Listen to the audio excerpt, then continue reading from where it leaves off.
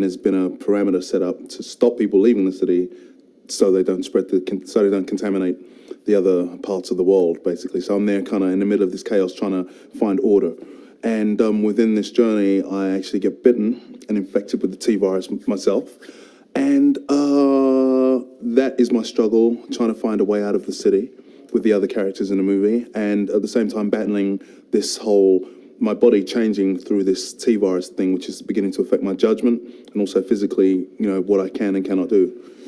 I start becoming a little bit of a liability.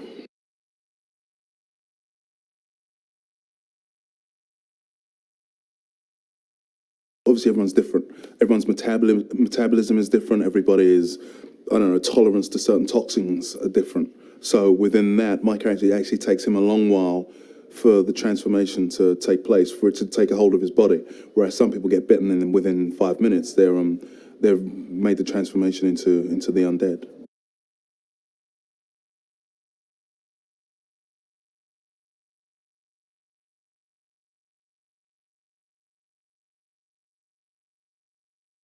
The first one ends in the lab, which is all in the hive underneath Raccoon City.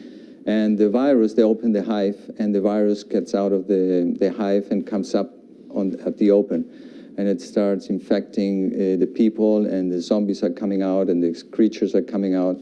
So in a way, it's different to the first one because it's all outside in a city.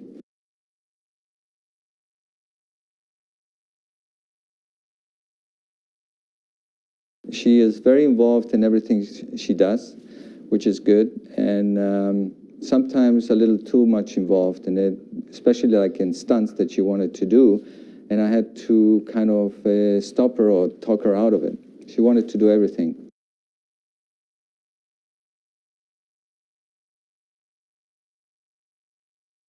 The fun part of this shot was not only to do the stunt, which hasn't been done before, but also the way we started the shot, which is you see Alice running horizontally on a building. And you think, well, there's nothing to it. And suddenly the camera starts turning and rotating and looking up, and you realize that she's really running down the building, which they call it Australian rappelling.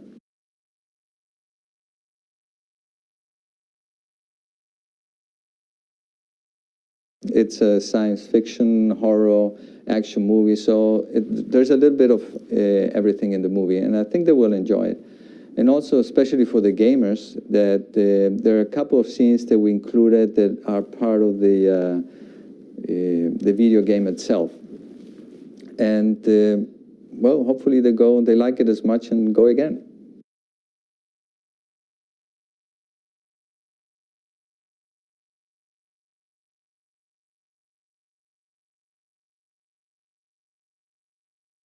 The first one all took place underground in the hive, so it was very self-contained. We've now gone above ground, and the spreading virus and the danger and the malevolence of Umbrella Corp is now much more out there in the world and far more toxic and dangerous. But to do that, we basically have to take over a major North American city.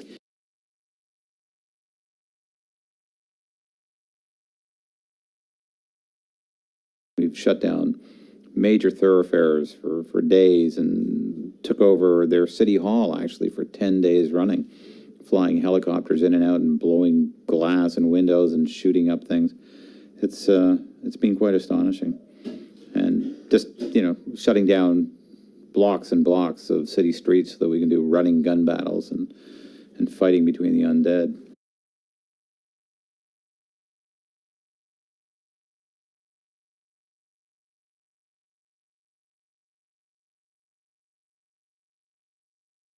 We shot a new ending for the end of the first film because we were so excited with what we had. We wanted a big, epic ending, and we knew we were going to do a sequel, so we wanted something that would set it up for a sequel that people would want to come and see, which is why we took Alice outside the underground hive into Raccoon City, which is where we spend the second film. The exciting thing for us was that, whereas the first film was set in the rarefied atmosphere of the underground laboratory, The second film is in the real world of a normal American city.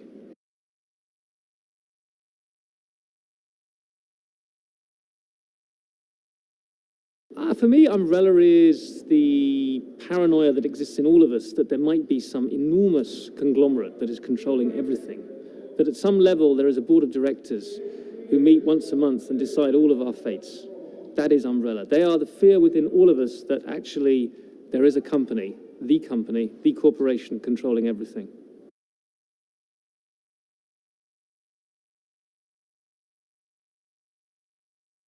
Steve Luchescu had it totally worked out like a mathematician. The double did the whole side, which I think was around 150 feet from the top, literally running the whole way down. I mean, it's staggering.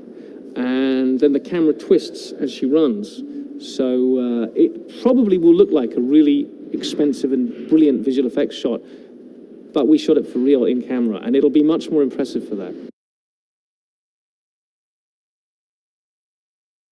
My character was a guy by the name of LJ. I'm still in shock and in a mystery of how he got in the movie, because it's like, I don't know where he came from. I guess he came from the city that was previous before Mila and the city went down under with the T-virus and all these monsters and the living dead.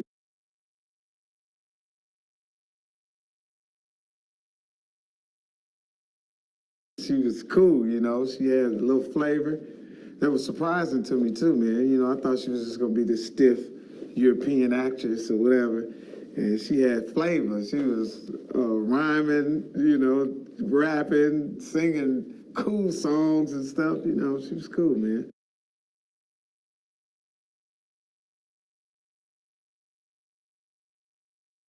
Alexander was cool too, man. You know, by not being a comedy and me being a comedian, I think he was trying to find a nice, comfortable spot for me in the movie, you know, where I could do my thing and, you know, get a couple of my comedy chops off.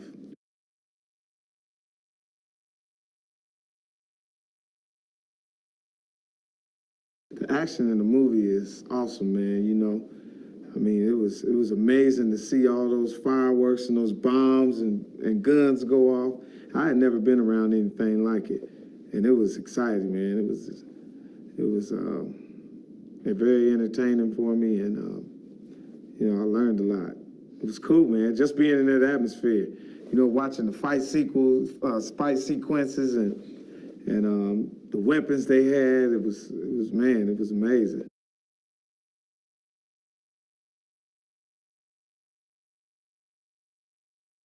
It's entertaining, it's action-packed, the story reads and rides well, and it's something that that's gonna, you know, tickle your fancy when you're sitting there watching it. It's a cool flick.